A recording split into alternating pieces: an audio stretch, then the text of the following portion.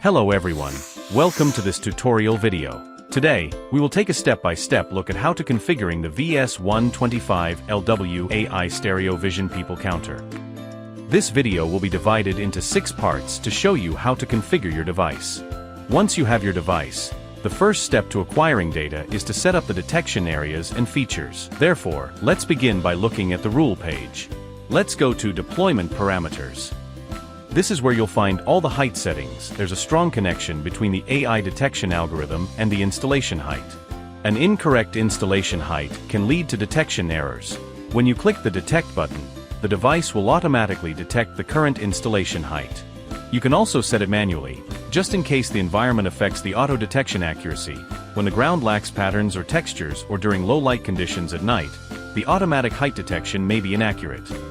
The device will ignore any objects outside the height range you set, so they won't be counted. The line cross-counting feature allows you to define a line to count the number of people who cross it. You can click the Edit Detection Line button to edit the detection line. If you need to redraw it, you can click the Clear This Line button. Click plus Add button to draw a new detection line. Left-click to start drawing and drag the mouse to draw a line. Left-click again to continue drawing a different direction edge, and right-click the mouse to complete the drawing.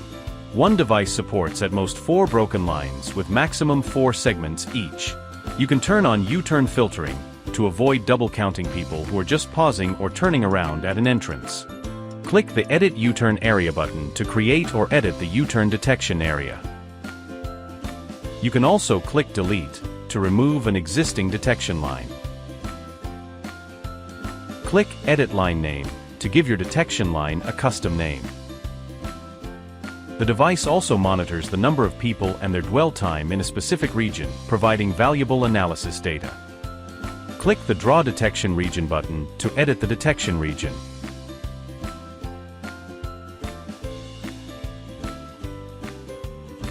Click the Edit Properties button to edit advanced properties. You can customize the name of the zone and enable either region people counting or dwell time detection as you need. Also, you can click the Delete button to delete the region. Click plus Add button to add the region monitoring on the live view. Up to 4 regions are supported with maximum 10 segments each.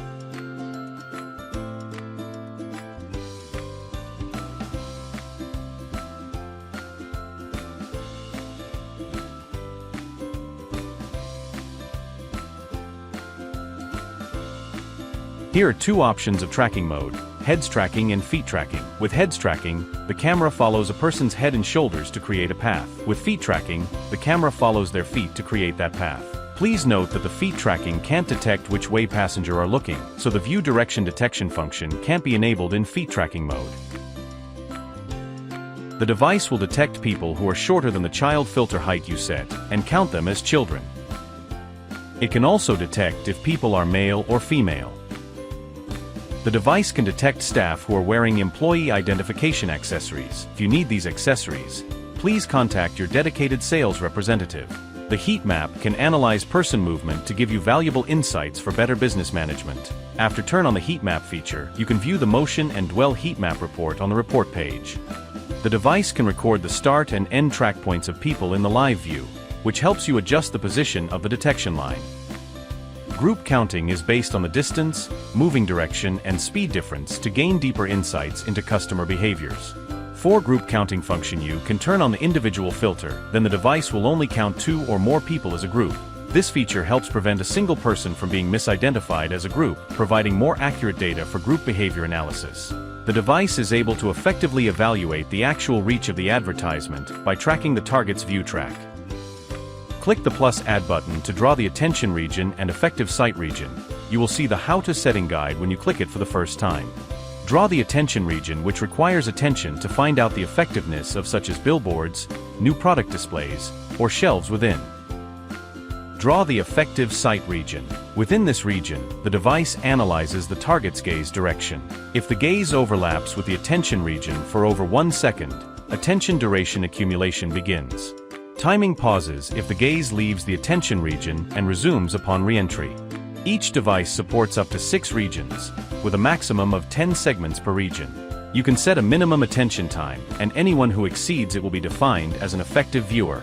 You can click the Edit Attention Region button to edit the attention region you just drew. Also, you can click the Edit Effective Sight Region button to edit the effective sight region you just drew. Click the Edit Properties button to change minimum attention time. You can also click the Delete button to delete the attention region. Turn on Reset Cumulative Count on Schedule to periodically reset cumulative count on schedule. You can turn on the Obstacle Exclusion to draw the obstacle exclusion area. This function can be activated to filter out obstacles similar to humans. Choose the method of exclusion. Detection exclusion. Select it when you don't want to detect anything in this area. You can just draw the highest part of the obstacle. The device will use this highest part as a reference to automatically exclude this specific area. Height exclusion. Select it when you want to avoid mixing obstacles with targets and creating false detections. You can just box out the parts that are easy to confuse with the targets. Based on your specific application, select the detection algorithm. RGB plus depth. Suitable for most scenarios. RGB mode. Use this for scenes with many non-human objects, like items at a warehouse entrance, that are mistakenly detected as people. Depth mode. Use this for scenes with many human-like objects, like dolls in a shop, that are mistakenly detected as people. The device supports to send pulse signals when the target passes through the detection line. You need to use the multi-interface cable to connect the device in the correct sequence. Fill in synchronized pulse interval, which is the interval between multiple pulses when several people pass through or multiple events trigger at the same time. You can adjust the pulse width and channel based on your specific requirements.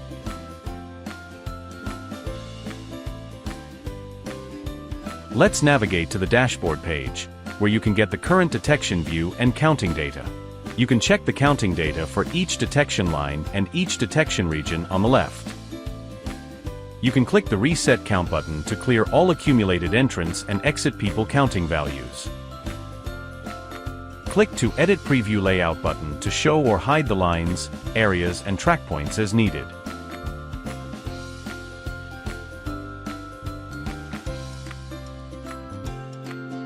Now that we've completed all these setup steps, let's take a look at how to transfer this data to our backend platform.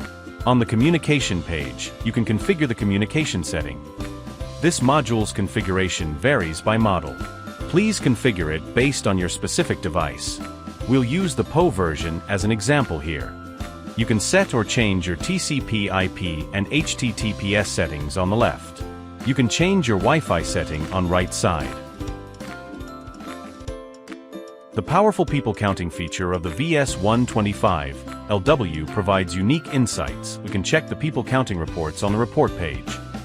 On the report page, you can query the people traffic report of different detection lines by time period. You can click to view corresponding attributes as needed, such as children, male, female. You can query the group counting of different detection lines by time period. If you need a report image, just click the Screenshot button to save it. You can also click the Export button to download the report as an XLS file. Click on Detection Region at the top of the page. You can query the people counting report for different detection regions by time period. Click on Dwell Time Detection to query the total dwell time report for different detection regions by time period. You can filter the time range and set the minimum dwell time value of dwell time report.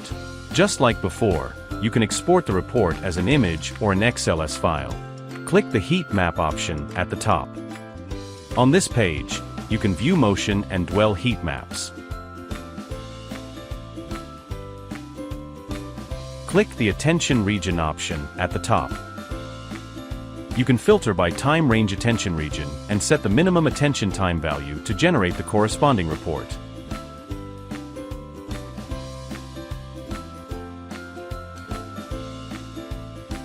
Since lighting conditions can change over time in real-world applications, we can use the image page to configure the VS125-LW to handle various lighting conditions. The VS125-LW has great lighting adaptability that allows it to work well in low light or even complete dark environments. It supports day and night mode switching based on the no photosensitive scheme. Also, you can set it to automatic mode or a schedule time for auto updates. The higher brightness is, the brighter the target brightness is. Choose the frequency to avoid the image flashing.